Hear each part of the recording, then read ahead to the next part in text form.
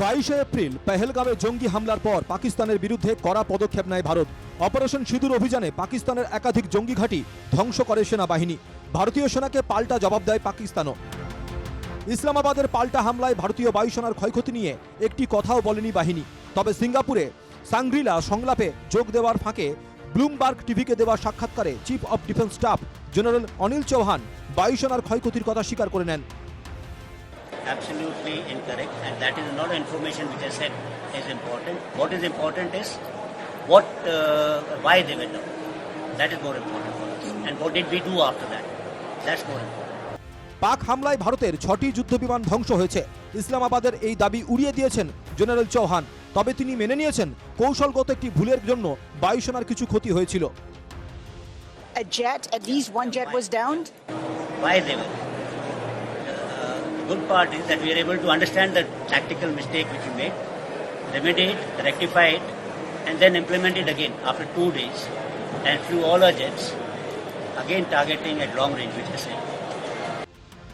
CDS এর বক্তব্যের প্রেক্ষিতে এক্স পোস্টে পাল্টা প্রতিক্রিয়া জানিয়েছেন কংগ্রেস সভাপতি মল্লিকার্জুন খার্গে। তিনি লিখেছেন, সিডিএস এর মন্তব্যে অপারেশন সিঁদুর নিয়ে গুরুত্বপূর্ণ কিছু প্রশ্নের উত্তর জানা প্রয়োজন। অবিলম্বে সংসদের বিশেষ অধিবেশন ডেকে এই প্রশ্নগুলির উত্তর জানা যেতে পারে। স্পষ্ট হয়ে গিয়েছে মোদী সরকার দেশকে বিভ্রান্ত করেছে। সময়ের দাবি মেনে যুদ্ধ নিয়ে কৌশলগত পর্যালোচনা করা দরকার। মার্কিন প্রেসিডেন্ট ডোনাল্ড ট্রাম্পের দাবি তার মধ্যস্থতাতেই যুদ্ধবিরতিতে রাজি হয়েছে ভারত ও পাকিস্তান। এ প্রসঙ্গেও খার্গে এক্স পোস্টে লিখেছেন, ট্রাম্পের মন্তব্য সিমলা চুক্তি সরাসরি অবমাননা। ট্রাম্পের দাবি এবং মার্কিন বাণিজ্য সচিবের বক্তব্যের ব্যাখ্যা দেওয়া উচিত প্রধানমন্ত্রীর, কারণ বিষয়টি 140 কোটি দেশপ্রেমিক ভারতীয়ের জানা দরকার।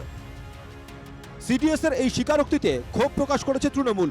দলের রাজ্যসভার সাংসদ সাগরিকা ঘোষ এক্স পোস্টে প্রশ্ন তুলেছেন, আন্তর্জাতিক সংবাদ মাধ্যম কেন প্রথম এই খবর প্রকাশ করবে? এই তথ্যগুলি কেন প্রথমে দেশবাসী, সংসদ এবং জনপ্রতিনিধিদের জানানো হলো না? বায়ুসেনার 6টি বিমান ধ্বংসের দাবি উড়িয়ে দিয়েছেন জেনারেল চৌহান। পাক হামলায় কটি বিমান ক্ষতিগ্রস্ত হয়েছিল তাও সুনির্দিষ্টভাবে জানাননি তিনি।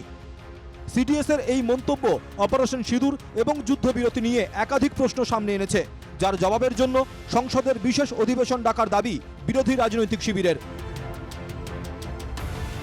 Bureau report, NKTV Bangla.